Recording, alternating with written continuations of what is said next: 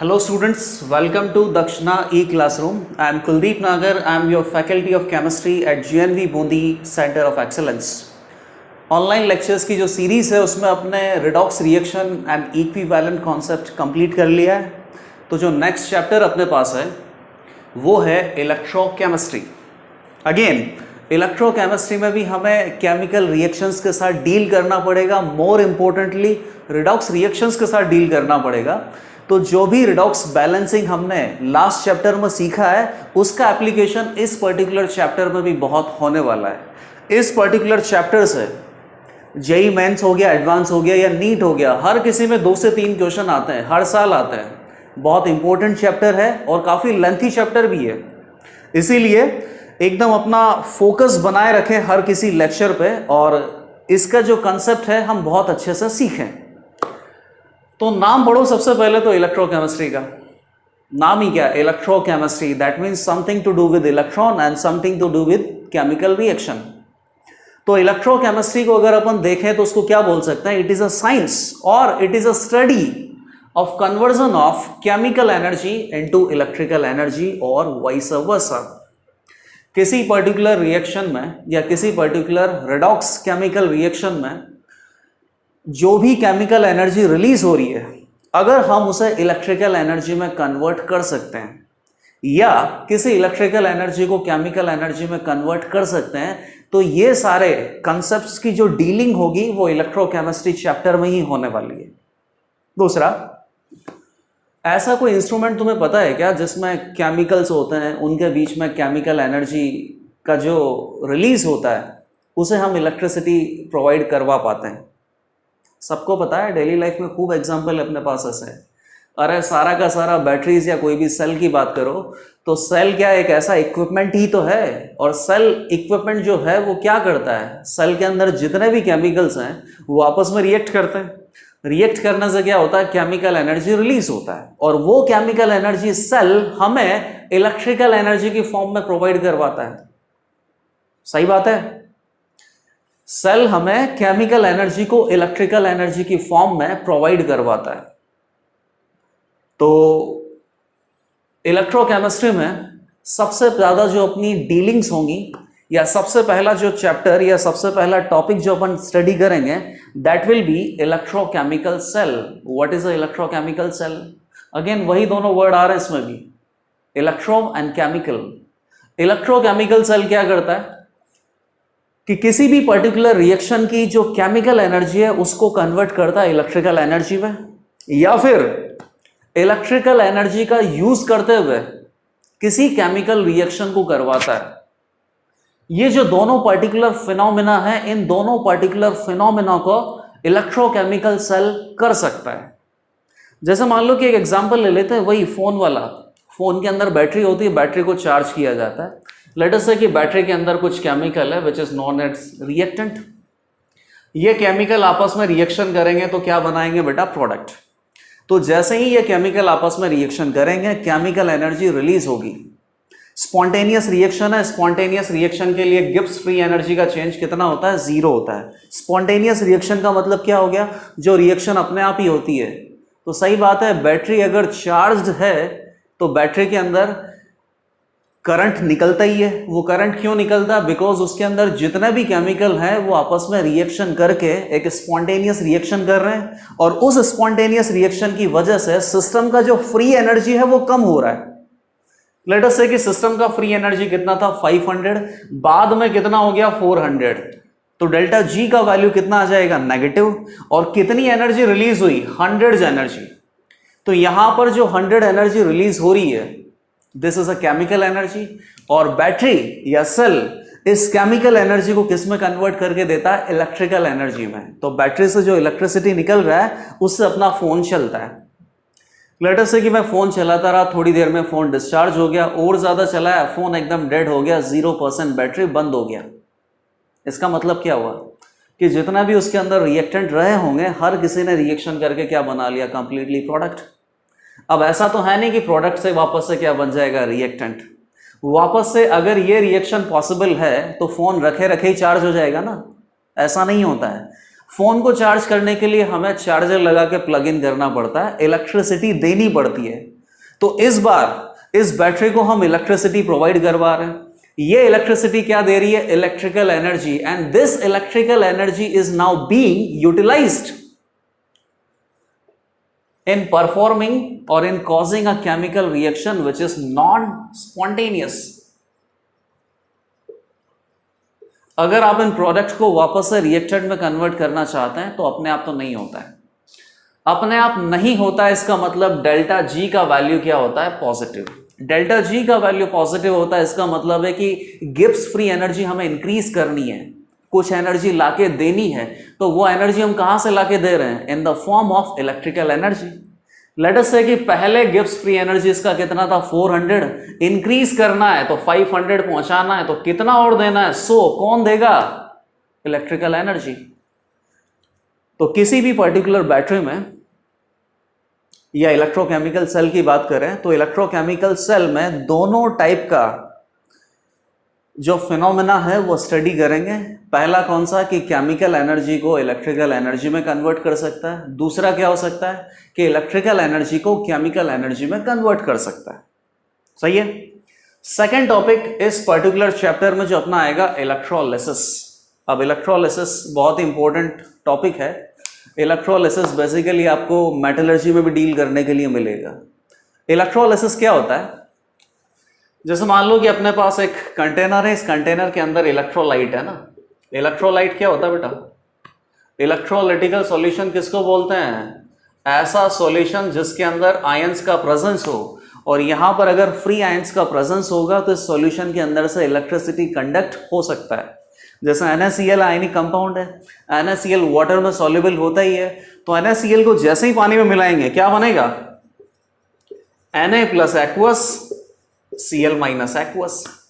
इसके अंदर free ions का प्रेजेंस है, तो जैसे ही अगर हम इसमें इलेक्ट्रिसिटी पास करेंगे तो इलेक्ट्रिसिटी कंडक्शन होगा।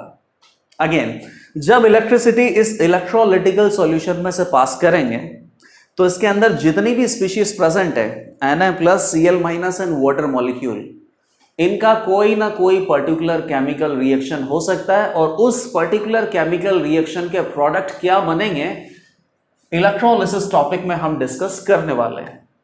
थर्ड पार्ट, इलेक्ट्रोलिटिकल सॉल्यूशन जो होता है इसमें इलेक्ट्रिसिटी कंडक्ट होती है।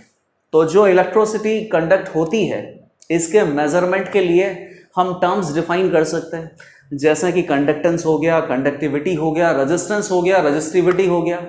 और इन सारी टर्म्स को डिफाइन करते हुए इन सारी टर्म्स का कैलकुलेशन हम थर्ड पार्ट में करेंगे।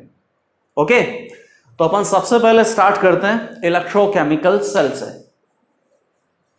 इलेक्ट्रोकेमिकल सेल क्या होता है बेटा? बोलो। सिंपल सा एक अपने पास डेफिनेशन है कि इलेक्ट्रोकेमिकल सेल एक ऐसा इक्विपमेंट है जो कि इलेक्ट्रिकल एनर्जी को केमिकल एनर्जी में कन्वर्ट कर सकता है या केमिकल एनर्जी को इलेक्ट्रिकल एनर्जी में कन्वर्ट कर सकता है। तो जिस तरीके से अपन बोल रहे हैं वहीं से ये सामने निकल के आ गया कि इलेक्ट्रोकेमिकल सेल कितने टाइप के हो गए? दो टाइप के। इलेक्ट्रोकेमिकल सेल कितने टाइप के हो गए? दो टाइप के। एक पर्टिकुलर सेल को बोलते हैं अपन वोल्टाइक सेल, या क्या बोलते हैं? Galvanic cell.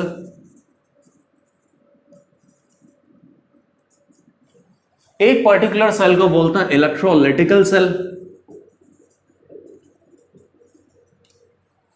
और दोनों सेल में से एक क्या करेगा? केमिकल एनर्जी को इलेक्ट्रिसिटी में कन्वर्ट करेगा, दूसरा इलेक्ट्रिकल एनर्जी को केमिकल एनर्जी में कन्वर्ट करेगा। तो वोल्टाइक सेल का क्या फंक्शन होता है?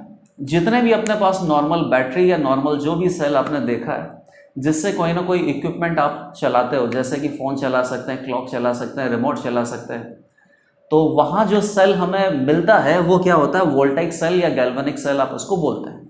क्या करता है बेटा? सेल के अंदर कुछ केमिकल्स होते हैं, वो केमिकल्स आपस में रिएक्शन करते हैं, रिएक्शन करने से जो एनर्जी रिलीज होती है सेल उसी को इलेक्ट्रिसिटी में कन्वर्ट करता है। वो इलेक्ट्रिसिटी हमें मिलती है और उस इलेक्ट्रिसिटी से हम कोई ना कोई इलेक्ट्रिकल इक्विपमेंट को चलाते हैं। तो ये बेसिकली क्या करता है? Converts chemical energy into electrical energy. सही है। सेकंड पॉइंट, केमिकल एनर्जी को इलेक्ट्रिकल एनर्जी में कन्वर्ट कर रहा है। तो अगेन यहां पर जो केमिकल एनर्जी रिलीज हो रही है वो रिएक्शन की वजह से हो रही है। रिएक्शन रिएक्टेंट के बीच में होती है, तो जो भी रिएक्टेंट अपने पास बैटरी के अंदर प्रेजेंट है उनके बीच में स्पॉन्टेनियस रिएक्शन हो रही है। बैटरी अपने आप ही तो करंट देता है ना, क्यों देता है? क्योंकि उसके अंदर एक केमिकल रिएक्शन होती है। तो यहां पर कौन सी रिएक्शन हो रही है? Spontaneous reaction. स्पॉन्टेनियस रिएक्शन के लिए डेल्टा जी का वैल्यू क्या होता है? नेगेटिव। डेल्टा जी का वैल्यू नेगेटिव होता है, इसका एक ही मतलब है कि Gibbs free energy change negative है, इसका मतलब गिब्स फ्री एनर्जी डिक्रीज हो रहा है। तो एनर्जी का वैल्यू अगर डिक्रीज हो रहा है तो जा कहां रहा है? वही एग्जांपल ले लेते हैं वापस से कि शुरुआत में अगर 500 था, बाद में 400 रह गया, तो 100 एनर्जी जो यहां से निकला है वो गया कहां? तो कहां जाएगा ये एनर्जी? ये जो केमिकल एनर्जी यहां पे रिलीज हुई है यही कन्वर्ट होगा किसमें? इलेक्ट्रिसिटी में। और इलेक्ट्रिसिटी में कन्वर्ट करने का काम किसने किया? वोल्टाइक सेल या गैल्वेनिक सेल ने। सिमिलरली इलेक्ट्रोलिटिकल सेल की अगर बात करें तो इलेक्ट्रोलिटिकल सेल क्या करता है बेटा? Converts electrical energy into chemical energy. Daniell cell का जस्ट ऑपोजिट वर्क है इसका। कोई रिएक्शन अगर माना कि नहीं हो रही है, कोई रिएक्शन नॉन स्पॉन्टेनियस है, अब नहीं हो रही है, नॉन स्पॉन्टेनियस है, और अगर हम इस रिएक्शन को करवाना चाहते हैं तो इस रिएक्शन में जितने भी एनर्जी का रिक्वायरमेंट है, जितनी भी केमिकल एनर्जी का रिक्वायरमेंट है, हमें वो सप्लाई करना पड़ेगा। अब हम सप्लाई कैसे करेंगे? In the form of electricity. और ये उस इलेक्ट्रिसिटी को ये सेल किस में कन्वर्ट करेगा? केमिकल एनर्जी में। और जैसे ही केमिकल एनर्जी उस पर्टिकुलर नॉन स्पॉन्टेनियस रिएक्शन को मिल जाएगी, वो रिएक्शन भी होने लग जाएगी। तो क्या करता है ये? Utilises electrical energy to cause non spontaneous reaction. Non spontaneous reaction के लिए delta G, Gibbs free energy का चेंज पॉजिटिव होता है। पॉजिटिव होने का मतलब क्या है कि गिब्स फ्री एनर्जी इंक्रीज हो रहा है। लेट अस से कि पहले कितना था? 400, कहां पहुंचाना है? 500। तो कितना एनर्जी प्रोवाइड करवाना पड़ेगा? 100। तो 100 एनर्जी हम प्रोवाइड कराएंगे in the form of electricity. इस इलेक्ट्रिसिटी को इलेक्ट्रोकेमिकल सेल किस में कन्वर्ट करेगा? केमिकल एनर्जी में, और इस रिएक्शन को दे देगा, और ये नॉन स्पॉन्टेनियस रिएक्शन होने लग जाएगी। सही है। आगे अगर सेल की बात करें तो सेल आपने देखा ही है, सेल के अंदर क्या होते हैं? 2 टर्मिनल होते हैं, ठीक है ना। हमेशा एक कंप्लीट सर्किट आपने देखा होगा। बैटरी को अपन ड्रॉ भी करते हैं तो कैसे ड्रॉ करते हैं? ऐसे। और यहाँ पे लेटस है कि मैंने बल्ब लगा दिया, और ये बल्ब केवल तभी जल सकता है, या बल्ब यहाँ पर उजाला केवल तभी कर सकता है जब अपन यहाँ पे ये सर्किट कंप्लीट करें और बैटरी चार्ज हो। तो बैटरी के कितने टर्मिनल होते हैं, या सेल के कितने टर्मिनल होते हैं? 2। और ये टर्मिनल को बेसिकली आगे जाके अपन कौन से वर्ड से बोलेंगे? इलेक्ट्रोड। सही है। इलेक्ट्रोड थोड़ी देर में अपने पास आएगा। फिर एक और वर्ड आएगा इलेक्ट्रोड पोटेंशियल। तो इन दोनों वर्ड्स को स्टडी करने से पहले हम थोड़े एक्सपेरिमेंट देखेंगे, और उन एक्सपेरिमेंट से समझेंगे कि किस तरीके से इलेक्ट्रोड का कंसेप्ट आ सकता है, किस तरीके से इलेक्ट्रोड पोटेंशियल का कंसेप्ट आ सकता है। ठीक है। साथ ही साथ तुम्हें यह भी पता है कि ये जो इलेक्ट्रोड है किसी एक पर्टिकुलर सेल में कितनी होती है? 2 होती है। एक को क्या बोलते हैं? कैथोड। तो दूसरे को क्या बोलते हैं? एनोड। एनोड और कैथोड पे क्या चार्ज होते हैं? क्या एनोड पे पॉजिटिव होता है या कैथोड पे नेगेटिव होता है? और अगर ऐसा होता है तो वोल्टाइक सेल या इलेक्ट्रोलिटिकल सेल, क्या दोनों में एनोड और कैथोड पे सिमिलर चार्जेस होते हैं? इन सारे सवालों के जवाब अपन को थोड़ी देर में मिलेंगे। लेकिन फिलहाल इलेक्ट्रोड या इलेक्ट्रोड पोटेंशियल को डिफाइन करने से या समझने से पहले हम एक एक्सपेरिमेंट देखते हैं। एक्सपेरिमेंट काफी सिंपल है, और उस एक्सपेरिमेंट से हम एस्टेब्लिश करेंगे कि फ्यूचर में जब अपन सेल को पढ़ेंगे तो सेल की जो वर्किंग है वो किस तरीके से होती है।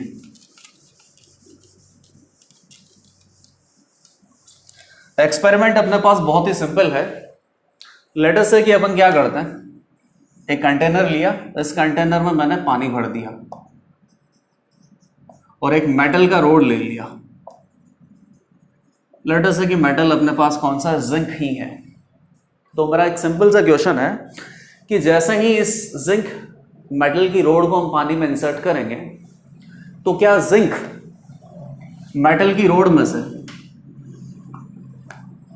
जिंक 2+ आयंस को सॉल्यूशन में छोड़ेगा या नहीं छोड़ेगा? Zinc in presence of water oxidise होगा या नहीं होगा? जिंक 2 इलेक्ट्रॉन लूज करके जिंक 2+ बनाएगा या नहीं बनाएगा? सोचो आप इसे। जिंक है, वाटर में इंसर्ट कर दिया, तो क्या जिंक की रोड जिंक 2+ आयंस को सॉल्यूशन में भेजेगी या नहीं? अब कईयों को लग रहा है कि ऐसा होगा सर, कई बोलेंगे कि ऐसा नहीं होगा। देख लेते हैं कि होगा या नहीं होगा। पहली बात तो ये जो पर्टिकुलर पॉसिबिलिटी यहां पे डिस्कस की जा रही है कि जिंक 2+ आपको सॉल्यूशन में मिलेगा या नहीं मिलेगा, तो इसका आंसर है सीधा नो। या इस आंसर को और भी कैसे बोल सकते हैं, नेग्लिजिबल कॉन्सेंट्रेशन ऑफ Zn2+। सीधा बोलेंगे कि जिंक 2+ नहीं मिलेगा। और थोड़ा और अगर मान लो कि इसको डीपली डिस्कस करना है तो क्या बोल सकते हैं कि जिंक 2+ की कॉन्सेंट्रेशन यहां पे क्या होगी, नेग्लिजिबल, ना के बराबर। तो क्यों नहीं मिला? तो क्यों नहीं मिला उसका एक रीजन देखो आप। इसके अंदर जिंक के एटम्स है अपने पास। जिंक की जो ये रोड है न्यूट्रल है, एटम्स के अंदर इलेक्ट्रॉन प्रोटॉन होते हैं, कोई दिक्कत नहीं है, लेकिन न्यूट्रल स्टेट में है। अब आपने क्या किया कि यहां से जिंक 2+ हटा दिया और उसको सॉल्यूशन में पहुंचा दिया, तो एक तरीके से सॉल्यूशन में क्या आ गया अब अपने पास, पॉजिटिव चार्ज। और जिंक ने जिंक 2+ अगर भेजा है तो बाकी क्या बच गया, 2 इलेक्ट्रॉन। तो रोड में क्या बच गया अपने पास, हर किसी जिंक एटम के क्या बच गए, 2 इलेक्ट्रॉन। इलेक्ट्रॉन मतलब कौन सा चार्ज आ गया, नेगेटिव। सही है। तो अगर ये पर्टिकुलर फिनोमेना पॉसिबल है तो आपने क्या कर दिया, पॉजिटिव और नेगेटिव चार्ज को सेपरेट कर दिया। अब तुम खुद सोच लो यार कि पॉजिटिव और नेगेटिव चार्ज सेपरेट हो सकते हैं क्या? कहीं पर भी पॉजिटिव और नेगेटिव चार्ज है तो पॉजिटिव और negative charge electrostatic force of attraction से बंधे हुए हैं, और तुम ये बोल रहे हो कि ये सर ये अपने आप ही दूर चले जाएंगे। पॉसिबल ही नहीं है भाई। इनका बीच में जो इलेक्ट्रोस्टैटिक फोर्स ऑफ अट्रैक्शन है, आप अगर उस इलेक्ट्रोस्टैटिक फोर्स ऑफ अट्रैक्शन को ओवरकम कर सकते हो और वर्क कर सकते हो तो ही पॉजिटिव और नेगेटिव को सेपरेट कर सकते हो। बिना वर्क किए पॉजिटिव को नेगेटिव से दूर ले जाओ, ऐसा पॉसिबल ही नहीं है। And this is called electron neutrality principle. Electron neutrality principle क्या बोलता है कि without any work you cannot separate positive ion from a negative ion। अरे इलेक्ट्रोस्टैटिक फोर्स की बात क्या है, ग्रेविटेशनल फोर्स की बात कर लेते हैं। एक आदमी जमीन पे खड़ा हुआ है, जमीन से चिपका हुआ है। क्यों चिपका हुआ? बिकॉज ग्रेविटेशनल पुल लग रहा है। आप चाहते हो कि बस ऐसे बोलते बोलते उसको हवा में उठा दो, बिल्कुल नहीं है। आपको क्या करना पड़ेगा, फिजिकली वर्क करना पड़ेगा, हाथ से पकड़ के उसको उठाना पड़ेगा। और कितना वर्क करना पड़ेगा, उतना ही वर्क करना पड़ेगा जिससे कि आप उस पर्टिकुलर पर्सन पे लगने वाले ग्रेविटेशनल पुल को ओवरकम कर पाओ। इलेक्ट्रॉन न्यूट्रलिटी प्रिंसिपल बोलता है कि पॉजिटिव और नेगेटिव चार्ज को तभी सेपरेट किया जा सकता है जब आप कोई एक्सटर्नल वर्क करो। बिना वर्क किए ये पॉजिटिव नेगेटिव का सेपरेशन नहीं होगा। नहीं होगा इसका मतलब ये रिएक्शन होगा तो नहीं। अगर लेकिन मान लो कि मैं इसको रिएक्शन की फॉर्म में लिखूं तो क्या बोलूंगा, कौन सी रिएक्शन है ये, नॉन स्पॉन्टेनियस, अपने आप तो नहीं होगी। लेकिन अगर आप इस रिएक्शन को करवाना चाहते हैं तो बिल्कुल एक्सटर्नल वर्क लाओ, एक्सटर्नल वर्क सप्लाई करो, ये रिएक्शन भी हो जाएगी। तो इस क्वेश्चन का आंसर क्या निकला कि जिंक की रोड को अगर वाटर में इंसर्ट करेंगे तो क्या जिंक वाटर में Zn2+ आयन का सॉल्यूशन बनाएगा? नहीं। ठीक है। अब एक और एग्जांपल लेते हैं। इसी एग्जांपल को मैं थोड़ा सा चेंज करता हूं। इस बार नीचे सॉल्यूशन में वाटर नहीं रखेंगे, क्या रखेंगे, कॉपर सल्फेट। हटा देता हूं मैं यहां से, कॉपर सल्फेट। कॉपर सल्फेट क्या होता है, पानी में सॉल्युबल होता है, तो कॉपर सल्फेट पानी में जाके क्या बना लेगा, copper 2+ ion and sulphate 2- ion. कैसा कलर होता है बेटा इसका, ब्लू कलर होता है, कॉपर सल्फेट का ब्लू कलर होता है। इस ब्लू कलर के सॉल्यूशन में जिंक की रॉड मैंने इंसर्ट कर दिया, तो यहां पे क्या पर्टिकुलर रिएक्शन होगी, और जो रिएक्शन होगी या नहीं होगी ऑब्जर्वेशन से ही पता चल जाएगा। तो आपके पास ऑब्जर्वेशन क्या आता है कि ये जो ब्लू कलर है, blue colour slowly fades away, यह ब्लू कलर धीरे धीरे हल्का होता जाता है और एक समय के बाद ब्लू कलर गायब भी हो जाएगा। और एक और ऑब्जर्वेशन क्या आता है, जिंक रॉड गेट्स हेवियर। वैसे हैवी भी हो सकता है, इस ऑब्जर्वेशन को ना लिखें तो ही ठीक है, क्योंकि रीजन अभी आपको पता चल जाएगा कि किस तरीके से हैवी हो भी सकता है या नहीं हो सकता है। Blue colour slowly fades away, ये ऑब्जर्वेशन है। तो ये बेसिकली तुम सबको इसमें फील आ रही है कि आप सबको पता है कि रिडॉक्स रिएक्शन में एक पर्टिकुलर टॉपिक भी पढ़ा था अपन ने, डिस्प्लेसमेंट रिएक्शन, उसमें भी एक और था metal displacement, non metal displacement. तो यहाँ पे साफ साफ दिख रहा है कि अगर यहाँ पर्टिकुलरली रिएक्शन हो रही है तभी आपको ये ऑब्जर्वेशन नजर आ रहा है।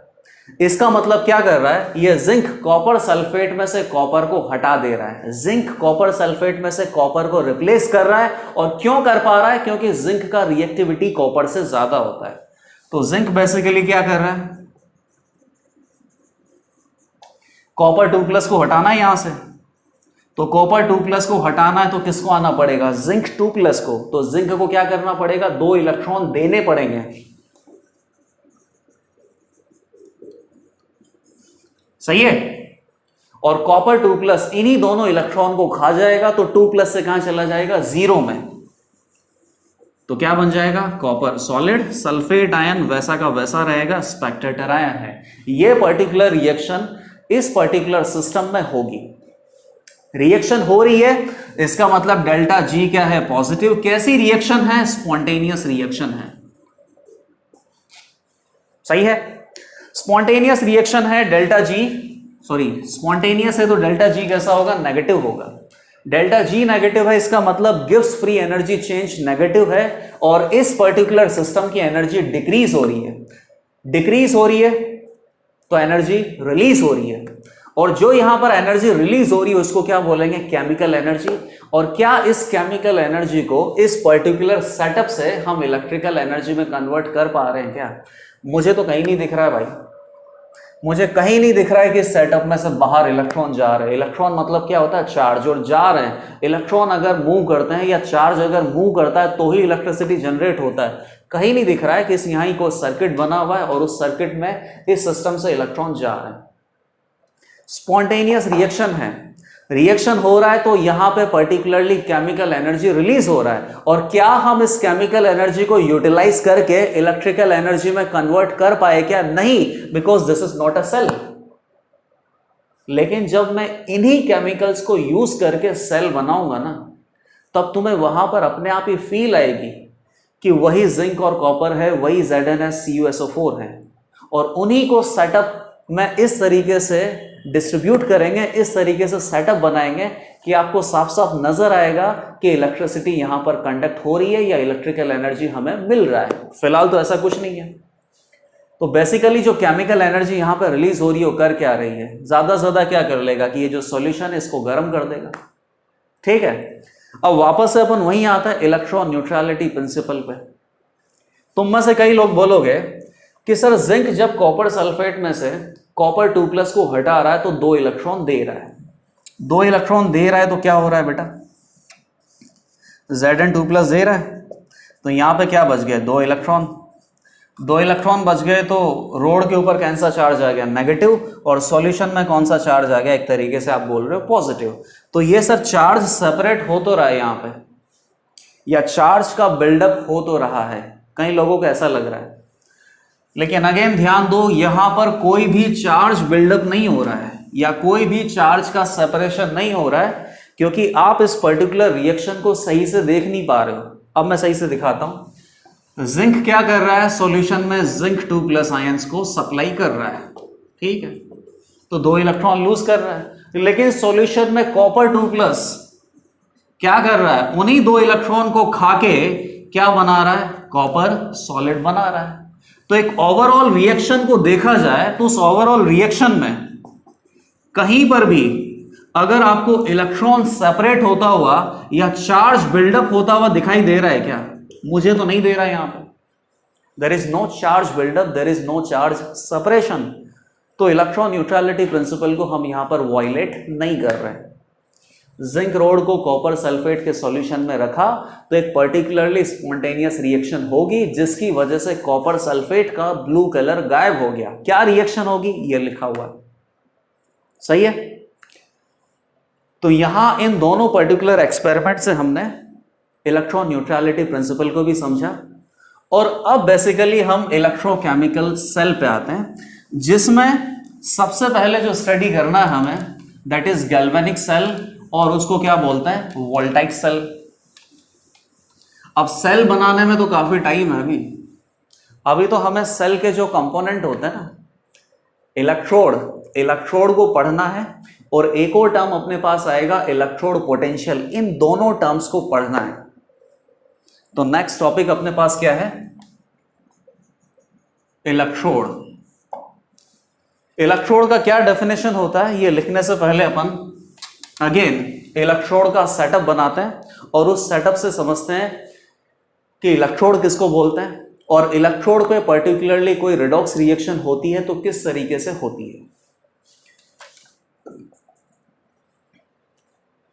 सेटअप बनाने से पहले एक पर्टिकुलरली स्टेटमेंट है, आप उस स्टेटमेंट को अच्छी तरीके से समझ लो। जैसे मान लो कि एक सेटअप मैं बना रहा हूं, चलो ठीक है, और ये एक मेटल है M, और यहां पर मैंने इसी मेटल का इलेक्ट्रोलिटिकल सॉल्यूशन रखा है, इलेक्ट्रोलिटिकल solution of metal M।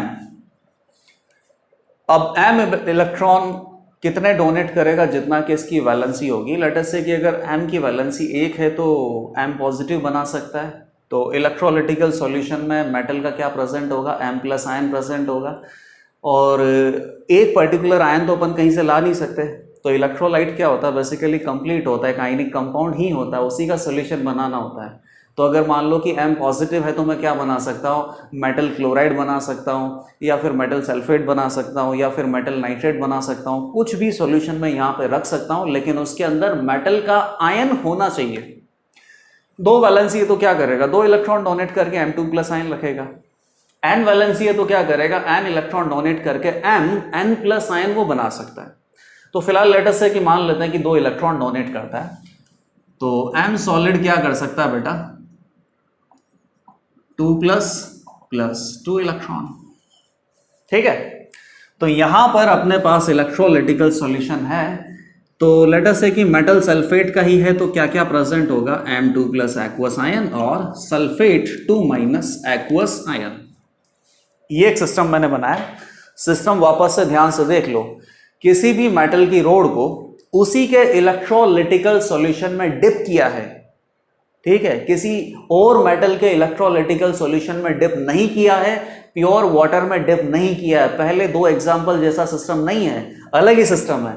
Metal को उसी के इलेक्ट्रोलिटिकल सॉल्यूशन में डिप किया है, तो क्या होगा, तो बताओ, तुम सोचो, खुद ही सोचो क्या होगा। क्या हो सकता है कि या तो मेटल में से जो मेटल के एटम्स हैं 0 ऑक्सीडेशन स्टेट में, वो सॉल्यूशन की तरफ चले जाएंगे, तो सॉल्यूशन की तरफ जाएंगे तो आयनिक फॉर्म में ही जाएंगे। तो मेटल में से क्या हो सकता है कि मेटल 2+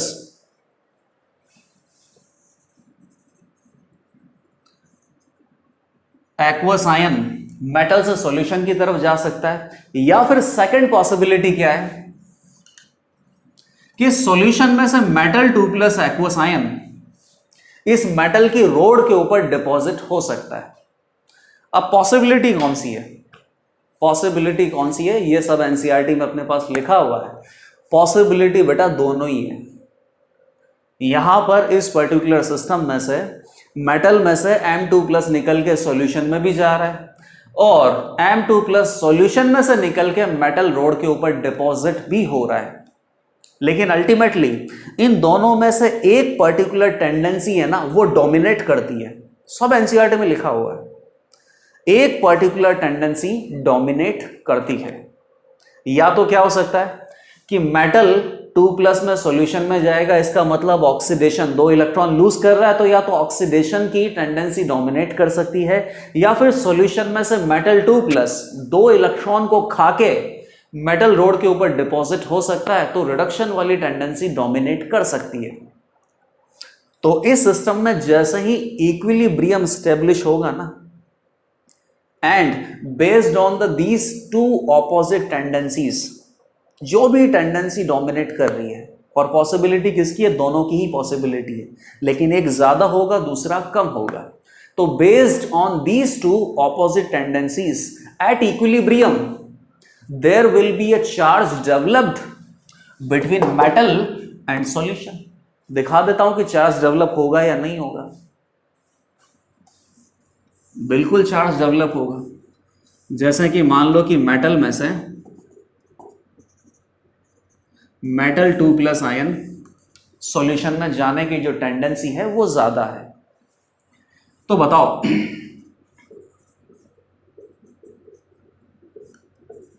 मेटल 2+ आयन सॉल्यूशन के अंदर क्या हो जाएंगे बेटा, ज्यादा हो जाएंगे। तो सॉल्यूशन में कौन सा चार्ज आ जाएगा, पॉजिटिव। और ये मेटल जब सॉल्यूशन की अंदर आएगी, M2+ बनाएगा तो 2 इलेक्ट्रॉन का लॉस है। ये 2 इलेक्ट्रॉन कहां पीछे छूट जाएंगे, मेटल में। तो मेटल के ऊपर कौन सा चार्ज आ जाएगा, नेगेटिव। सही है। और इसी पर्टिकुलर सेटअप से अपन समझ लेते हैं कि इलेक्ट्रोड किसको बोलते हैं।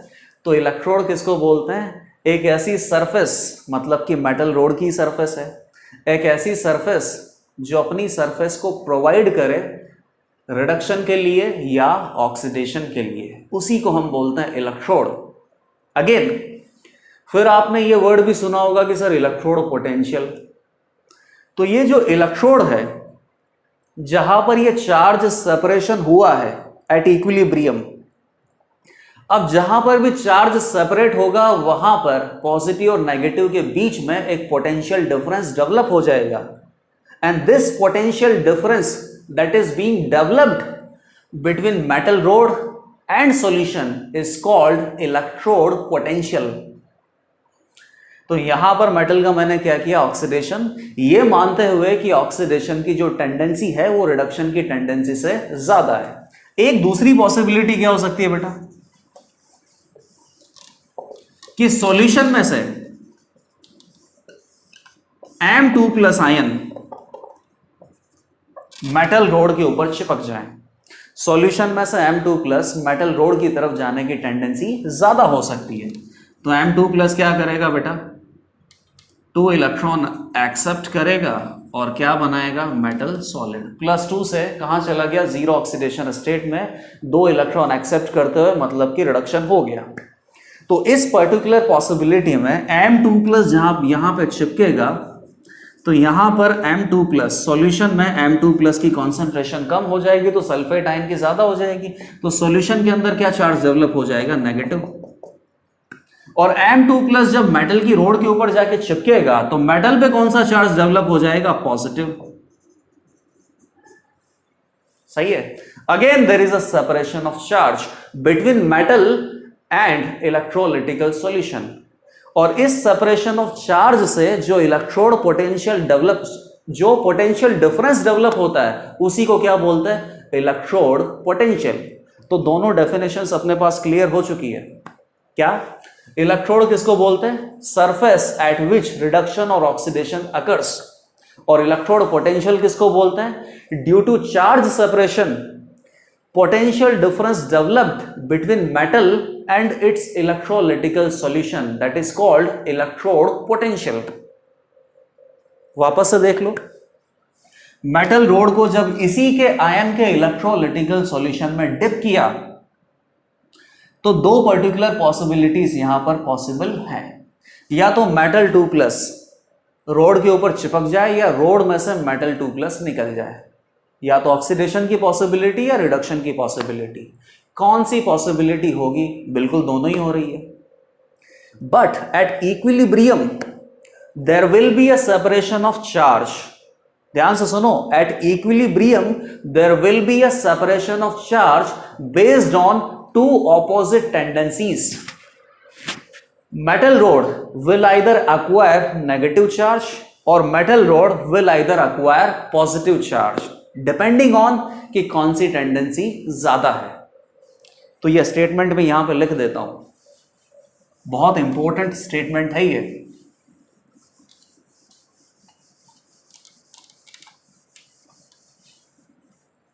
क्या है? when सब्सटेंस में अपन किसका एग्जांपल ले रहे हैं? अभी तो मेटल का, कभी कभी गैसेस भी हो सकती है, गैसेस भी आएंगी, कोई दिक्कत नहीं है। When substance is dipped in its इलेक्ट्रोलिटिकल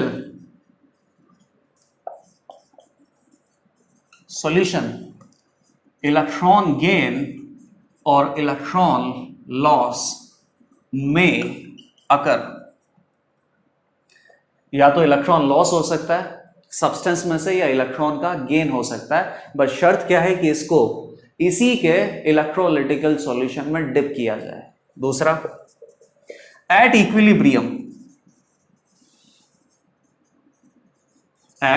equilibrium there is charge separation और there occurs charge separation between metal rod and electrolytical solution based on two opposite tendencies। दोनों एक दूसरे के ऑपोजिट टेंडेंसी है, और जो टेंडेंसी डोमिनेट कर जाएगी उसकी वजह से मेटल और सॉल्यूशन के बीच में एक चार्ज सेपरेशन डेवलप होगा, और इस चार्ज सेपरेशन डेवलप होने की वजह से क्या होगा भाई? इस चार्ज सेपरेशन डेवलप होने की वजह से बोलो पोटेंशियल डिफरेंस जनरेट होगा, और उस पोटेंशियल डिफरेंस को क्या बोलेंगे? Electrode potential. इलेक्ट्रोड में, इलेक्ट्रोड मतलब क्या हो गया? वही सरफेस जहां पर रिडक्शन या ऑक्सीडेशन हो सकता है, तो वो सरफेस किसकी है? मेटल की। मेटल रोड में एक्वायर आइदर पॉजिटिव और negative charge with respect to electrolytical solution। सही है? अब ये जो चार्ज यहां पे डेवलप हुआ है, सॉरी चार्ज सेपरेशन जो डेवलप हुआ है, वहां से क्या क्रिएट होगा? Potential difference, and that will be called electrode potential. तो क्या लिखेंगे? Potential difference developed due to charge separation between metal and its electrolytical solution। Potential difference that is being developed due to charge separation between metal and electrolytical solution is called electrode potential. तो दोनों terms अपने पास clear हो गई, electrode वाली और electrode potential वाली। Electrode कैसे बनाते हैं? सब्सटेंस को, सही है, नॉर्मली अपने पास वो सब्सटेंस क्या होता है? मेटल की रोड। सब्सटेंस को उसी के इलेक्ट्रोलिटिकल सॉल्यूशन में डिप करने से ये जो पर्टिकुलर सिस्टम अपने पास बन रहा है ना, इसी को अपन इलेक्ट्रोड बोलते हैं। और इलेक्ट्रोड एक ऐसी सरफेस है जहां पर रिडक्शन या ऑक्सीडेशन हो सकता है। सही है? इलेक्ट्रोड हमने देख लिया, इलेक्ट्रोड पोटेंशियल देख लिया। तो बात आती है कि ये जो इलेक्ट्रोड पोटेंशियल डेवलप हो रहा है, या तो ये मेटल के ऑक्सीडेशन की वजह से हो रहा है या फिर ये मेटल के रिडक्शन की वजह से हो रहा है। तो बेसिकली अपने पास इलेक्ट्रोड कितने टाइप की हो सकती है? दो टाइप की। एक इलेक्ट्रोड को क्या बोलते हैं? कैथोड। एक इलेक्ट्रोड को क्या बोलते हैं? एनोड। अब एनोड पे ऑक्सीडेशन होता है या रिडक्शन होता है, ये तो हम पर्टिकुलरली डिफाइन करते हैं, ठीक है ना। इसमें हार्ड एंड फास्ट ऐसा कुछ फिक्स नहीं है, ये तो लोगों ने एक तरीके से कन्वेंशन फिक्स किया हुआ है कि एनोड अपन किसको बोलेंगे? जहां पर ऑक्सीडेशन होता है, और कैथोड किसको बोलेंगे? जहां पर रिडक्शन होता है। और यही सारी चीजें वापस से रिपीट कर देंगे अपन। ओके अच्छा, एक बात और सीखो, इलेक्ट्रोड में अपने पास दो टर्म और आती है। एक इलेक्ट्रोड को अपन बोलते हैं एक्टिव इलेक्ट्रोड और दूसरे को बोलते हैं इनर्ट। तो एक्टिव और इनर्ट, इसका मतलब क्या है देख लेते हैं। यही इलेक्ट्रोड में वापस बना रहा हूं जैसे कि मेटल की, और यहां पर अपने पास मान लेते हैं कि मेटल 2+ एक्वस का सॉल्यूशन है, और मान लेते हैं कि इस मेटल की टेंडेंसी क्या है? ऑक्सीडाइज होने की। तो ऑक्सीडाइज होने की अगर मेटल की टेंडेंसी है तो मेटल 2+ एक्वस नीचे इकट्ठा हो जाएगा और दो इलेक्ट्रॉन इस मेटल की रोड के ऊपर छूट जाएंगे। तो कौन सा चार्ज आ गया? नेगेटिव। अब देख लो, ऐसी टाइप की इलेक्ट्रोड को अपन बोलते हैं एक्टिव इलेक्ट्रोड। एक्टिव का क्या मतलब है अभी समझ में आ जाएगा। ये जो इलेक्ट्रोड है मेरे पास एक मेटल की रोड है, और मेटल की रोड मतलब मेटल इलेक्ट्रिसिटी कंडक्ट करने के लायक होता है। इसी इलेक्ट्रोड की सरफेस पे ऑक्सीडेशन हुआ, और ऑक्सीडेशन होने के बाद जो ये इलेक्ट्रॉन अपन को मिल रहे हैं ना, इन इलेक्ट्रॉन को अगर यहां से उठा के कहीं दूसरी जगह पहुंचाना है तो ये इलेक्ट्रॉन कौन कंडक्ट करवा के ले जा सकता है? खुद ये मेटल की रोड ही तो कंडक्ट करवा के ले जा सकती है।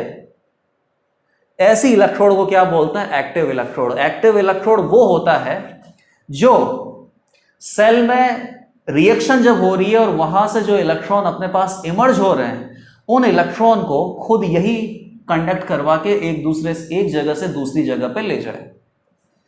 मेटल की रोड का खुद ही ऑक्सीडेशन हो रहा है, और उसी के ऊपर जो इलेक्ट्रॉन इकट्ठा हो रहे हैं, इससे मेटल के ऊपर नेगेटिव चार्ज आ गया। मेटल की जो रोड होती है इलेक्ट्रिकली कंडक्टिंग होती है, तो यहां से ये इलेक्ट्रॉन कंडक्ट होते हुए कहीं बाहर भी जा सकते हैं अगर आप इस सर्किट को कंप्लीट करें।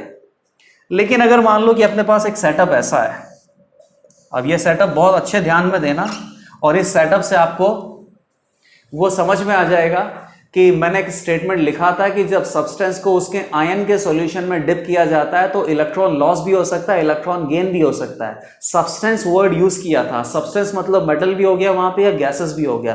तो मेटल वाला तो समझ में आ गया, लेकिन अगर गैसेस हैं तो उसका क्या होगा? जैसे कि मान लो कि यहां से गैस आ रही है, H2 गैस, और H2 गैस, हाइड्रोजन गैस का आयन क्या होता है बेटा? H+ आयन, ठीक है। अब अज्यूम करो कि हाइड्रोजन गैस H+ आयन में जा रहा है, तो हाइड्रोजन गैस ने क्या बनाया होगा? जस्ट अजम्पशन है, हाइड्रोजन गैस ने क्या बनाया होगा? 2H+ aqueous plus 2 electron, 2 electron दिए होंगे और H+ आयन चला गया होगा। तो एक बात बताओ, ये जो 2 इलेक्ट्रॉन यहां पर निकले हैं, क्या इन दोनों इलेक्ट्रॉन को कैरी करने का काम ये हाइड्रोजन गैस कर सकती है क्या? बिल्कुल नहीं। गैसेस में कौन सा इलेक्ट्रिसिटी कंडक्शन होता है? नहीं। और गैसेस से आप इस सर्किट को कैसे कनेक्ट करोगे? गैस को तो हाथ भी नहीं लगा पाएंगे अपन, कैसे कनेक्ट करोगे? कनेक्ट करने के लिए अपन को वायर चाहिए होता है, और वायर ही इलेक्ट्रिसिटी को कंडक्ट करता है। तो यहां पे जो 2 इलेक्ट्रॉन का लॉस हो रहा है, या जो 2 इलेक्ट्रॉन अब यहां पर तैयार बैठे हैं इलेक्ट्रिसिटी कंडक्शन के लिए, उन्हें पहुंचाएगा कौन? हाइड्रोजन तो नहीं पहुंचा सकता। तो इस टाइप के सेटअप को क्या बोलते हैं? Inert electrode. ये जो हाइड्रोजन गैस है इन दोनों इलेक्ट्रॉन को कहीं पर भी नहीं पहुंचा सकती, इलेक्ट्रिसिटी कंडक्ट नहीं करवा सकती। तो इसी के लिए अपन एडिशनल अपन यहां पे क्या लगा देते हैं? Platinum wire. ये जो प्लैटिनम है इस इलेक्ट्रोड की रिएक्शन में पार्टिसिपेट नहीं कर रहा है, ये केवल क्या कर रहा है? इस रिएक्शन में मिलने वाले इलेक्ट्रॉन को यहां से उठा के और आगे कहीं पहुंचाएगा। रिएक्शन में पार्टिसिपेट नहीं कर रहा है, इसीलिए इसको क्या बोलते हैं, इनर्ट इलेक्ट्रोड। और यहां पर यही मेटल रिएक्शन में पार्टिसिपेट भी कर रहा था और यही उन इलेक्ट्रॉन को एक जगह से दूसरी जगह पहुंचाने का काम भी करेगा, क्योंकि मेटल है तो मेटल तो इलेक्ट्रिसिटी कंडक्ट कर सकता है और मेटल को अपन चाहें तो एक्सटर्नली वायर से भी कनेक्ट कर सकते हैं। तो जहां पर इलेक्ट्रोड मटेरियल खुद खुद इलेक्ट्रॉन को एक जगह से दूसरी जगह पहुंचाने का काम करे, उसको क्या बोलते हैं, एक्टिव इलेक्ट्रोड। और जहां पर गैस अगर सब्सटेंस आ गई है तो गैस केवल यहां पर इलेक्ट्रॉन दे सकती है, इलेक्ट्रॉन खा सकती है। उन इलेक्ट्रॉन को एक जगह से दूसरी जगह पहुंचाने का काम कौन करेगा, कोई दूसरा इनर्ट इलेक्ट्रोड। मोस्टली अपन को क्या मिलता है, जैसे कि कार्बन की रॉड मिल जाती है, या फिर मोस्टली क्या मिलता है, प्लैटिनम वायर मिलता है। यहां पर प्लैटिनम रिएक्शन में पार्टिसिपेट नहीं कर रहा है, केवल रिएक्शन से मिलने वाले इलेक्ट्रॉन को उठा के अब यहां से किसी और जगह आउटर सर्किट में पहुंचाने वाला है। तो एक्टिव इलेक्ट्रोड और इनर्ट इलेक्ट्रोड का फंडा भी अपन को समझ में आ गया। इलेक्ट्रोड किसको बोलते हैं पता चल गया, उस इलेक्ट्रोड में इलेक्ट्रोड पोटेंशियल डेवलप होता है वो भी हमें पता चल गया। डेफिनेशंस लिख लेते हैं अपन।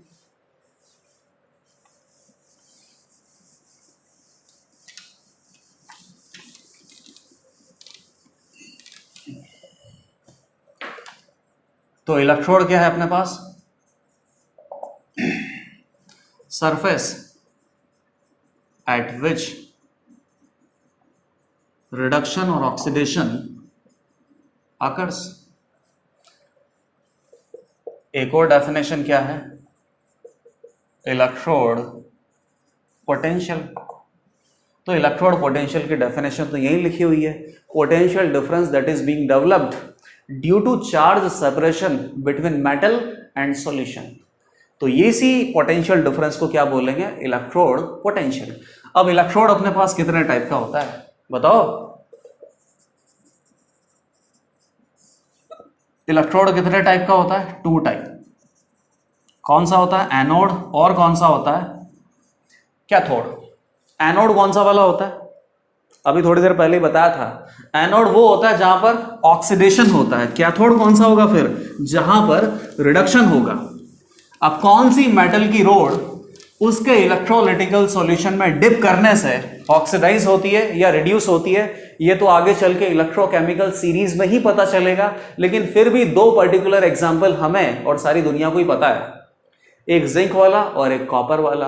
और जिंक और कॉपर को यूज करके ही हम जब ये सब पढ़ लेंगे उसके बाद सेल बनाएंगे, और सेल में सबसे सिंपल सेल अपन डेनियल सेल ही पढ़ेंगे, और डेनियल सेल में इन्हीं जिंक और कॉपर का यूज आने वाला है। ठीक है, तो जैसे मान लो कि बात करते हैं एनोड की, तो एनोड में क्या होता है बेटा, ऑक्सीडेशन अकर्स। और क्या होता है, metal ion furnished in electrolytical solution from metal rod। Metal जो रोड है अपने पास, वहां से मेटल आयन निकल के और नीचे इलेक्ट्रोलिटिकल सॉल्यूशन में चले जाते हैं। एग्जाम्पल कौन सा हो गया, जैसे कि जिंक रोड, सही है। और नीचे जिंक का आयन हो गया जिंक 2+ आयन, जिंक +1 तो होता ही नहीं है, जिंक 2+ आयन का इलेक्ट्रोलिटिकल सॉल्यूशन होना चाहिए। तो यहां पर जिंक 2+ का क्या हो सकता है, ZnSO4 सॉल्यूशन मैंने ले लिया। इसमें क्या प्रेजेंट है, जिंक 2+ प्रेजेंट है, और क्या प्रेजेंस है, सल्फेट आयन प्रेजेंट है। ऑक्सीडाइज होने की टेंडेंसी होती है, ये मैं पहले ही बता चुका हूं। तो क्या होगा, मेटल रोड में से जिंक 2+ सॉल्यूशन के अंदर जाएगा। सॉल्यूशन के अंदर जाएगा तो जिंक 2+ की कॉन्सेंट्रेशन सल्फेट आयन से क्या हो जाएगी, ज्यादा हो जाएगी। तो सॉल्यूशन के अंदर कौन सा चार्ज डेवलप हो जाएगा, पॉजिटिव। साथ ही साथ जिंक 2+ दे रहा है जिंक का रोड, तो बाकी के 2 इलेक्ट्रॉन रोड पे बचेंगे। जिंक सॉलिड से जिंक 2+ एक्वस आयन सॉल्यूशन में चला गया, तो रोड के ऊपर क्या बच गए, 2 इलेक्ट्रॉन। 2 इलेक्ट्रॉन बच गए, इसका मतलब रोड पे कौन सा चार्ज आ गया, नेगेटिव। तो एनोड पे कौन सा चार्ज होता है बेटा, नेगेटिव। बहुत सिंपल है, एनोड पे कौन सा चार्ज होता है? नेगेटिव। अच्छी बात है। आगे, ये जो दोनों चार्ज डिफरेंस अपने पास क्रिएट हुआ है मेटल और सॉल्यूशन के बीच में, तो इससे एक पोटेंशियल डिफरेंस डेवलप होता है। That potential difference is called electrode potential. और इस इलेक्ट्रोड पोटेंशियल को और क्या बोल सकते हैं और किस तरीके से रिप्रेजेंट कर सकते हैं वो देखना है। इस इलेक्ट्रोड पोटेंशियल को हम रिएक्शन वाइज एक और नाम दे सकते हैं। रिएक्शन हो रहा है ऑक्सीडेशन का, तो इसको क्या बोल सकते हैं बेटा? Oxidation potential. लिखते कैसे हैं बेटा? ई, है ना। इलेक्ट्रोड पोटेंशियल जो कि ऑक्सीडेशन पोटेंशियल भी है इस केस में, उसको कैसे लिखते हैं? ई। और साथ ही साथ ई के नीचे आपको जो रिएक्शन हो रही है इस पर्टिकुलर इलेक्ट्रोड की, उसको भी इंडिकेट करना होता है। तो रिएक्शन में क्या हो रहा है? जिंक सॉलिड जिंक 2+ में जा रहा है, तो क्या लिखना पड़ेगा? जिंक सॉलिड, एक वर्टिकल लाइन बनानी पड़ेगी और यहां पे क्या होगा? Zinc 2+ aqueous. ये जो वर्टिकल लाइन मैंने यहां पे बनाई है ना, ये एक तरीके से फेज बाउंड्री है। ये जिंक की जो सरफेस है यहां पे, ये सरफेस एक बाउंड्री है। ये बाउंड्री किसके बीच में? सॉलिड मेटल के बीच में और लिक्विड इलेक्ट्रोलिटिकल सॉल्यूशन के बीच में। तो इन दोनों के बीच में जो फेज बाउंड्री है उसको अपन इस वर्टिकल लाइन से रिप्रेजेंट करते हैं। सही है। साथ ही साथ एक टर्म अब ओ आएगी कि ये पर्टिकुलर जो मैंने अभी सेटअप किया है, अगर ये सेटअप मैं स्टैंडर्ड स्टेट पे करूं, ये सेटअप स्टैंडर्ड स्टेट पे करूं, तो यहां पर जो इलेक्ट्रोड पोटेंशियल डेवलप होगा उसको क्या बोलेंगे? Standard electrode potential. अच्छा, ऑक्सीडेशन वाला पोटेंशियल है तो उसको क्या बोल सकते हैं? Standard oxidation potential, SOP। और कैसे इंडिकेट करेंगे बेटा? ई से नहीं, ई के ऊपर क्या लगा देंगे? नॉट। ये सब थर्मोडायनेमिक्स से पढ़ा हुआ है। H मतलब क्या होता है? एंथैल्पी। या डेल्टा H मतलब क्या होता है? Enthalpy change. और डेल्टा H नॉट का मतलब क्या होता है? Enthalpy change at standard state. और वो स्टैंडर्ड स्टेट अभी मैं डिफाइन करने वाला हूं। डेल्टा G नोट क्या होता है? Gibbs free energy change at standard state. Delta S क्या होता है? Entropy change at standard state. तो यहां पर E नोट क्या होगा? Electrode potential at standard state. और नीचे इंडिकेट कर दो कि ऑक्सीडेशन वाला है तो जिंक 2+ में जा रहा है जिंक सॉलिड।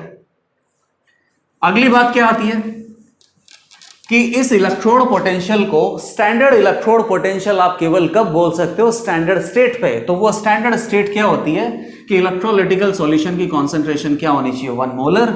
अगर गैस है यहां पे तो गैस का प्रेशर कितना होना चाहिए बेटा? 1 बार। और टेम्परेचर कोई भी स्पेसिफाइड टेम्परेचर चलेगा। टेम्परेचर की वैल्यू फिक्स नहीं होती स्टैंडर्ड स्टेट में, लेकिन यूजुअली अपन क्या लेके चलते हैं? 25 डिग्री सेंटीग्रेड। ये सवालों में मिलता है, बाकी ये फिक्स नहीं होता है बेटा। फिक्स क्या होता है? Concentration and pressure. Pressure must be 1 bar, concentration of electrolyte must be 1 molar. अगर ऐसा सेटअप मैंने बनाया है तो उस जगह इलेक्ट्रोड पोटेंशियल को स्टैंडर्ड इलेक्ट्रोड पोटेंशियल कहूंगा। सही है। तो एनोड क्या होता है बेटा? जहां पर ऑक्सीडेशन होता है, एनोड के ऊपर कौन सा चार्ज आ जाता है? नेगेटिव। ऑक्सीडेशन को क्या ऑक्सीडेशन वाले पोटेंशियल को क्या बोलेंगे? Oxidation potential. स्टैंडर्ड स्टेट में हो रहा है तो क्या बोलेंगे? Standard oxidation potential. अब बात करते हैं सेकंड इलेक्ट्रोड। और सेकंड इलेक्ट्रोड अपने पास क्या है? कैथोड। तो कैथोड क्या होगा बेटा? जस्ट इसका ऑपोजिट होगा। यहां पर मैंने जितने भी पॉइंट लिखे हैं ना, सारे के सारे पॉइंट वापस से लिखे जाएंगे, but those point will be opposite to that of anode. और साथ ही साथ एक एग्जांपल मुझे पता करना पड़ेगा। एनोड में ऑक्सीडेशन हुआ तो कैथोड में क्या होगा? रिडक्शन। तो एक ऐसी मेटल पता करनी पड़ेगी जिसको उसके इलेक्ट्रोलाइट में डिप करने से रिडक्शन होता है। बाद में तो इलेक्ट्रोकेमिकल सीरीज से पता चल जाएगा, लेकिन फिलहाल मैं एग्जांपल दे रहा हूं। तो वो एग्जांपल अपने पास कौन सा है? कॉपर वाला। यही बना देता हूं। इस टाइम अपन किसका रोड ले लिया? कॉपर का। तो नीचे कॉपर 2+ का अपन को इलेक्ट्रोलिटिकल सॉल्यूशन लेना पड़ेगा। मोस्ट प्रोबेबली क्या ले लेते हैं? Copper sulphate. क्या प्रेजेंट है? कॉपर 2+ आयन प्रेजेंट है। और क्या प्रेजेंट है? सल्फेट आयन प्रेजेंट है। सही है। कैथोड पे क्या होता है बेटा, रिडक्शन अकर्स। तो रिडक्शन अगर हो रहा है तो copper 2 plus ions deposited on metal road. यहां पर मेटल रोड मोटा होगा बेटा, तो ये कॉपर 2 प्लस को मैंने डिपॉजिट कर दिया मेटल रोड पे। कॉपर 2 प्लस क्या करेगा, 2 इलेक्ट्रॉन एक्सेप्ट करेगा और क्या बनाएगा, कॉपर सॉलिड। तो यहां पर कॉपर 2 प्लस की कॉन्सेंट्रेशन कम हो जाएगी, तो किसकी ज्यादा हो जाएगी बेटा, सल्फेट आयन की। सल्फेट आयन की ज्यादा हो जाएगी। वापस से एग्जांपल बनाता हूं। तो सॉल्यूशन के ऊपर कौन सा चार्ज आ जाएगा, नेगेटिव। और कॉपर 2 प्लस जब रोड के ऊपर जाके चिपका है तो कॉपर के रोड पे कौन सा चार्ज आ जाएगा, पॉजिटिव, पॉजिटिवली चार्ज्ड। और इस चार्ज सेपरेशन की वजह से जो पोटेंशियल डिफरेंस डेवलप होगा, क्या बोलेंगे उसको, इलेक्ट्रोड पोटेंशियल। और साथ ही साथ इस पर्टिकुलर रिएक्शन में रिडक्शन हुआ है तो इसको और क्या बोल सकते हैं, रिडक्शन पोटेंशियल। तो इलेक्ट्रोड पोटेंशियल को क्या बोलेंगे, रिडक्शन पोटेंशियल, आरपी। इंडिकेट कैसे करेंगे, रिप्रेजेंट कैसे करेंगे, इलेक्ट्रोड पोटेंशियल को ई से ही रिप्रेजेंट करते हैं। और ये ई ऑक्सीडेशन वाला पोटेंशियल है या रिडक्शन वाला पोटेंशियल है, आपको कैसा पता चलेगा, नीचे देख के। तो क्या हो रहा है बेटा, कॉपर 2 प्लस एक्वस कहां जा रहा है, कॉपर सॉलिड में। रिडक्शन दिख रहा है, हमेशा लेफ्ट टू राइट ही आपको देखना है। रिडक्शन हो रहा है मतलब ये क्या है, रिडक्शन पोटेंशियल। और अगर मान लो ई के ऊपर मैंने नॉट लगा दिया तो ये क्या हो जाएगा, स्टैंडर्ड रिडक्शन पोटेंशियल। अब यहां पर ये जो मेजरमेंट हो रहा है that is in the standard condition. इसका मतलब कॉपर सल्फेट का जो मोलैरिटी है वो 1 है। एक्सटर्नल प्रेशर अपने पास, वैसे प्रेशर की जरूरत तो है नहीं क्योंकि यहां पर गैस का सिस्टम तो बनाया नहीं है, लेकिन फिर भी क्या बोलेंगे कि प्रेशर कितना है, 1 बार है। और टेम्परेचर क्या हो सकता है, एनी स्पेसिफाइड टेम्परेचर। एनोड के ऊपर क्या चार्ज आया था, नेगेटिव, तो कैथोड के ऊपर कौन सा चार्ज आया है, पॉजिटिव। सही है, काफी इजी है ये। अब अपन क्या करते हैं कि जो इलेक्ट्रोड पोटेंशियल में आपने डिफाइन किया है, ऑक्सीडेशन पोटेंशियल और रिडक्शन पोटेंशियल, इनकी अगर हमें कुछ वैल्यूज दी जाएं तो उन वैल्यूज से हमें क्या समझ में आएगा। ठीक है, जैसे किसी की वैल्यू हायर है, किसी की वैल्यू लोअर है, तो क्या समझ में आएगा कि कौन ऑक्सीडाइज होना चाहता है, कौन रिड्यूस होना चाहता है, ये देख लेते हैं एक बार। अच्छा, ये देखने से पहले आप पहले ये देखो कि ऑक्सीडेशन पोटेंशियल और रिडक्शन पोटेंशियल में क्या रिलेशन है। और रिलेशन है ना, बहुत इंपॉर्टेंट है और बहुत इजीली आप डिराइव भी कर सकते हो। जिंक का एग्जांपल लेते हैं। लेट अस से कि जिंक का क्या हो रहा है बेटा, ऑक्सीडेशन। मान लेता हूं उसमें क्या दिक्कत है, ऐसा कुछ। यह जिंक की रोड है, यह Zn2 प्लस आयन का सॉल्यूशन है और जिंक में से Zn2 प्लस आयन इलेक्ट्रोलाइटिकल सॉल्यूशन में जा रहा है, ऑक्सीडेशन हो रहा है। तो इसके इलेक्ट्रोड पोटेंशियल को, ऑक्सीडेशन हो रहा है तो मुझे पता है कि मैं ऑक्सीडेशन पोटेंशियल ही बोलूंगा, लेकिन मेरे को लिखना क्या होता है, ई लिखना होता है। इसको क्या लिखूंगा मैं, ई Zn2 प्लस। और ये जो इलेक्ट्रोड पोटेंशियल है वो मैंने किस रिएक्शन के लिए कैलकुलेट किया है, इसके लिए। अच्छा, एक सेटअप और बना देता हूं, मेरी मर्जी है, मुझे पता है ऐसा होगा नहीं, लेकिन बनाना है अपन को, रिलेशन निकालना है। यहाँ जिंक 2 प्लस आयन है, यह जिंक की रोड है, और इस बार क्या करता हूं कि जिंक 2 प्लस आयन मैंने मेटल की रोड के ऊपर चिपका रहा हूं। तो इस बार क्या हो रहा है बेटा, रिडक्शन, +2 इलेक्ट्रॉन, इससे क्या बन गया, जिंक सॉलिड। और यहां पर जो इलेक्ट्रोड पोटेंशियल डेवलप हुआ है रिडक्शन की वजह से हुआ, तो उसको क्या बोलूंगा, रिडक्शन पोटेंशियल बोलूंगा, लेकिन लिखूंगा तो मैं ई ना। तो ई के लिए क्या लिख दूंगा मैं, Zn2 + 2 Zn। और ये जो भी क्वांटिटी है, ये क्वांटिटी मैंने किसके लिए डिफाइन करी है, इस पर्टिकुलर रिएक्शन के लिए। अब आपको इन दोनों पर्टिकुलर इलेक्ट्रोड पोटेंशियल में क्या रिलेशन नजर आ रहा है, इजीली बता सकते हो। इनफैक्ट आपको मैं चाहूं तो एंथैल्पी से समझा सकता हूं। जैसे मान लो कि A से बन रहा है B और लेट अस से कि कौन सी रिएक्शन है, एक्सोथर्मिक रिएक्शन है, डेल्टा H कितना हो गया -50। तो अगर आपको कोई ऐसी रिएक्शन दिया जाए कि B से मैं A बना रहा हूं तो कैसी रिएक्शन होगी, एंडोथर्मिक होगी, और इसका एंथैल्पी चेंज कितना होगा बेटा, एग्जैक्टली जितना A से B में हुआ उतना ही होगा, लेकिन साइन कैसे हो जाएंगे, रिवर्स हो जाएंगे। A से B जाने में अगर -50 रिलीज हो रहा है तो B से A आने में +50 एब्जॉर्ब होगा। तो पता ही तो है आपको कि रिएक्शन को रिवर्स करने से उसके थर्मोडायनेमिक क्वांटिटीज की वैल्यू क्या हो जाती है, ऑपोजिट हो जाती है, वैल्यू सेम रहती है, साइन चेंज हो जाता है। तो ये बेसिकली जो इलेक्ट्रोड पोटेंशियल है दोनों मैग्नीट्यूड में तो बराबर होंगे, लेकिन साइन कैसा होगा, रिवर्स होगा। तो क्या लिख सकता हूं मैं, EZn to Zn2 plus is equal to minus of EZn2 plus to Zn। ये क्या है, ऑक्सीडेशन पोटेंशियल, ये क्या है, रिडक्शन पोटेंशियल। तो रिडक्शन पोटेंशियल के सामने माइनस लगा दो तो ऑक्सीडेशन पोटेंशियल आ जाएगा, या फिर ऑक्सीडेशन पोटेंशियल के सामने माइनस लगा दो तो क्या आ जाएगा, रिडक्शन पोटेंशियल आ जाएगा। इजी है और बहुत ही सिंपल डेरिवेशन भी एक तरीके से। नेक्स्ट अपन चलते हैं कि ऑक्सीडेशन पोटेंशियल और रिडक्शन पोटेंशियल की जो वैल्यूज आपको मिलती है, उन वैल्यूज से क्या लॉजिकल कंक्लूजन ड्रॉ कर सकते हैं। सही है ना। जैसे मान लो कि अगर आपको किसी रिएक्शन के लिए एंथैल्पी की वैल्यू मिलती है,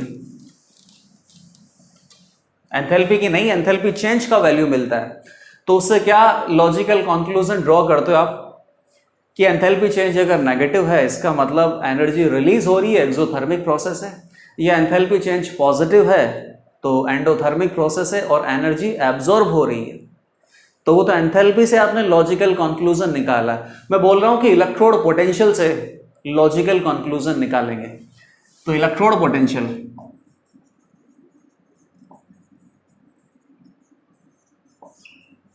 कितने टाइप का बेटा, दो टाइप का। एक कौन सा, ऑक्सीडेशन पोटेंशियल, एक कौन सा, रिडक्शन पोटेंशियल। ठीक है। अगर ऑक्सीडेशन पोटेंशियल ज्यादा होता है तो मीनिंग समझना आप इसका, ऑक्सीडेशन पोटेंशियल ज्यादा होता है इसका मतलब स्पीशीज ऑक्सीडाइज होना चाहती है, टेंडेंसी टू गेट ऑक्सीडाइज्ड। सही है। और अगर मान लो कि कोई स्पीशीज ज्यादा ऑक्सीडाइज होना चाहती है तो सामने वाले को क्या करेगी, रिड्यूस। तो इस पर्टिकुलर स्पीशीज की रिड्यूसिंग पावर क्या होगी, ज्यादा, रिड्यूसिंग पावर ज्यादा होगी। ऑक्सीडेशन पोटेंशियल ज्यादा है, अब ज्यादा का मतलब पॉजिटिव में ही होता है, नेगेटिव कुछ नहीं होता है ना। ऐसे मत बोल देना कि सर -1 और -2 में -2 ज्यादा है, गलत है भाई। -1 और -2 में कौन ज्यादा है, -1 ही ज्यादा है। मैग्नीट्यूड का ही कंपैरिजन नहीं है, विद साइन कंपैरिजन है। तो ऑक्सीडेशन पोटेंशियल ज्यादा है तो ऑक्सीडाइज होना चाहता है, ऑक्सीडाइज होना चाहता है तो सामने वाले को क्या करेगा, रिड्यूस। तो उसकी रिड्यूसिंग पावर क्या होगी, ज्यादा। सिमिलरली रिडक्शन पोटेंशियल अगर ज्यादा है तो क्या ज्यादा होगा, टेंडेंसी टू गेट रिड्यूस्ड, ये ज्यादा होगा। और अगर सामने वाले खुद रिड्यूस होना चाहता है तो सामने वाले को क्या करेगा, ऑक्सीडाइज। तो उसकी ऑक्सीडाइजिंग पावर भी क्या होगी, ज्यादा होगी। ठीक है। पर्टिकुलरली ये रिलेशन हमें यूज करना, आगे जाके इसके ऊपर बेस्ड अपन क्वेश्चन करने वाले हैं। ऑक्सीडेशन पोटेंशियल ज्यादा, ऑक्सीडाइज होना चाहता है तो रिड्यूसिंग पावर ज्यादा होगी। रिडक्शन पोटेंशियल ज्यादा, रिड्यूस होना चाहता है तो ऑक्सीडाइजिंग पावर ज्यादा होगी। आगे देखते हैं कि ये जो पर्टिकुलर इलेक्ट्रोड का सेटअप अपन ने बनाया था, वापस से मैं बना देता हूं एक ही सेटअप। जो इलेक्ट्रोड का सेटअप बनाया था और उसमें जितना भी इलेक्ट्रोड पोटेंशियल बन रहा है वो इलेक्ट्रोड पोटेंशियल किन किन फैक्टर्स पे डिपेंड कर सकता है। ये लो, ये जिंक की रोड बना दी मान लो, और नीचे जिंक 2+ का मैंने सॉल्यूशन ले लिया, इलेक्ट्रोलाइटिकल सॉल्यूशन। जिंक 2+ कहां से आ सकता है, जिंक सल्फेट से आ सकता है, जिंक नाइट्रेट से आ सकता है। जिंक सल्फेट ले रहे थे लेटर से, इस बार मैंने क्या ले लिया, जिंक नाइट्रेट ले लिया, कोई फर्क नहीं पड़ता। इलेक्ट्रोलिटिकल सॉल्यूशन किसी आयनिक कंपाउंड का ही होगा और उस आयनिक कंपाउंड में से एक आयन जिंक 2+ आना ही चाहिए। तो इसमें अपने पास क्या क्या दिख रहा है आपको? इसमें मेरे को एक तो इलेक्ट्रोड का मटेरियल दिख रहा है, मतलब कि जिंक। एक मेरे को इलेक्ट्रोलिटिकल सॉल्यूशन दिख रहा है, सही है। एक तो मुझे क्या दिख रहा है, यह जिंक दिख रहा है। एक मुझे जिंक 2+ मतलब इलेक्ट्रोलिटिकल सॉल्यूशन दिख रहा है।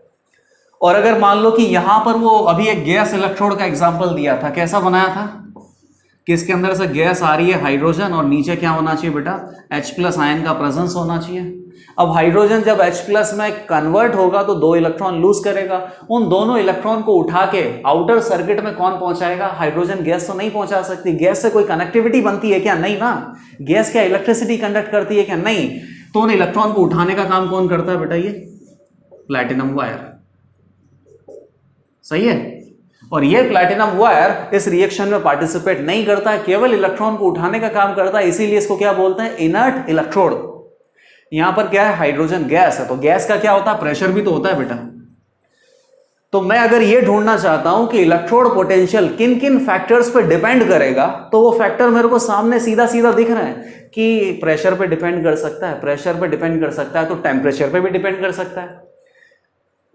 जो अपने पास इलेक्ट्रोड का मटेरियल है उस पर भी डिपेंड कर सकता है, जो अपने पास इलेक्ट्रोलिटिकल सॉल्यूशन है उस पर भी डिपेंड कर सकता है। और इलेक्ट्रोलिटिकल सॉल्यूशन का कॉन्सेंट्रेशन कैसा है, नेचर कैसा है, 2 फैक्टर आ सकता है। तो factors that affect electrode potential क्या क्या हो सकता है बेटा? नेचर ऑफ इलेक्ट्रोड, दूसरा क्या हो सकता है? Nature of electrolyte. इलेक्ट्रोलाइट कैसा होता है? स्ट्रांग होता है, वीक होता है। और क्या हो सकता है? कॉन्सेंट्रेशन ऑफ इलेक्ट्रोलाइट, कॉन्सेंट्रेशन पे भी डिपेंड कर सकता है। अगेन टेम्परेचर पे डिपेंड कर सकता है, प्रेशर पे डिपेंड कर सकता है। इन सारे फैक्टर को चेंज करने से इलेक्ट्रोड पोटेंशियल बढ़ेगा या घटेगा, ये अपन आगे नर्स्ट इक्वेशन में डिस्कस कर लेंगे। इनफैक्ट अपने पास एक ऐसा इक्वेशन यहां पे डिराइव होगा जिसमें ये सारी टर्म्स आएंगी, और ये सारी टर्म्स अगर आएंगी अपने पास, तो किसी भी एक वेरिएबल को वेरी करवाते हुए ऑक्सीडेशन पोटेंशियल या रिडक्शन पोटेंशियल ज्यादा होगा या कम होगा वो निकाल सकते हैं। लेकिन हम चाहें तो थ्योरेटिकली भी इसकी रीजनिंग दे ही सकते हैं। जैसे कि रीजनिंग देने में अपना क्या जाता है? नेचर ऑफ इलेक्ट्रोड, इलेक्ट्रोड का नेचर अगर बढ़िया होगा कि इलेक्ट्रोड अगर ज्यादा ऑक्सीडाइज होना चाहता है या ज्यादा रिड्यूस होना चाहता है, ज्यादा अगर ऑक्सीडाइज होना चाहता है तो ज्यादा ऑक्सीडाइज होकर जिंक 2+ इकट्ठा करेगा और ऊपर क्या बच जाएंगे? इलेक्ट्रॉन। इलेक्ट्रॉन बच जाएंगे तो रोड के ऊपर क्या चार्ज होगा? नेगेटिव। और सॉल्यूशन में क्या चार्ज आएगा? पॉजिटिव। सही है। और जितना ज्यादा चार्ज क्रिएट होगा, जितना ज्यादा चार्ज सेपरेशन होगा, पोटेंशियल डिफरेंस क्या होगा? ज्यादा। एक बात तो ऐसे ही पता चल गई। और चाहो तो तुम इन सभी चीजों के बारे में थ्योरेटिकली पता कर सकते हो कि अगर इनको वेरी करवाया जाए तो इलेक्ट्रोड पोटेंशियल बढ़ेगा कि घटेगा। जैसे एक मैंने बता दिया कि इलेक्ट्रोड अगर बढ़िया है, बढ़िया का मतलब अगर ऑक्सीडाइज होना चाहता है तो ज्यादा होना चाहता है, रिड्यूस होना चाहता है तो ज्यादा होना चाहता है। जिंक का एग्जांपल ले लिया, जिंक ऑक्सीडाइज होना चाहता है, तो जिंक अगर ऑक्सीडाइज ज्यादा होना चाहता है तो ज्यादा Zn2+ देगा, तो सॉल्यूशन के ऊपर ज्यादा पॉजिटिव चार्ज आएगा, रोड के ऊपर ज्यादा नेगेटिव चार्ज आएगा। पॉजिटिव और नेगेटिव चार्ज जितने ज्यादा बनेंगे उतना ज्यादा पोटेंशियल डिफरेंस क्रिएट होगा, और उसी पोटेंशियल डिफरेंस को इलेक्ट्रोड पोटेंशियल बोला जाता है। सही है।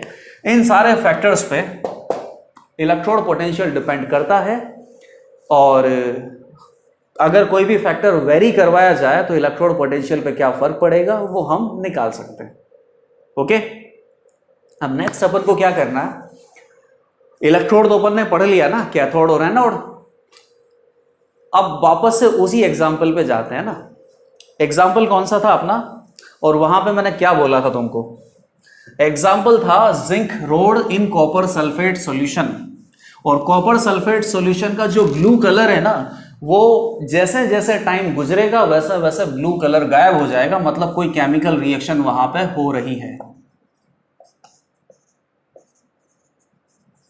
और केमिकल रिएक्शन क्या होती है कि Zn सॉल्यूशन में Zn2+ देता है, वो Zn2+ कॉपर 2+ को हटा देता है, तो क्या बन जाता है जिंक सल्फेट। कॉपर 2+ 2 इलेक्ट्रॉन को खाते हैं और ये जिंक की रॉड पे जाके डिपॉजिट हो जाते हैं।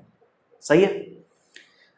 और ये रिएक्शन स्पॉन्टेनियसली अपने आप ही होती है, स्पॉन्टेनियसली होती है, तो इस रिएक्शन में एनर्जी रिलीज होगी और जो एनर्जी रिलीज होगी उस एनर्जी को हम इलेक्ट्रिकल एनर्जी में कन्वर्ट नहीं कर पा रहे। कहीं से इलेक्ट्रिसिटी प्रोड्यूस हो रही है क्या? नहीं।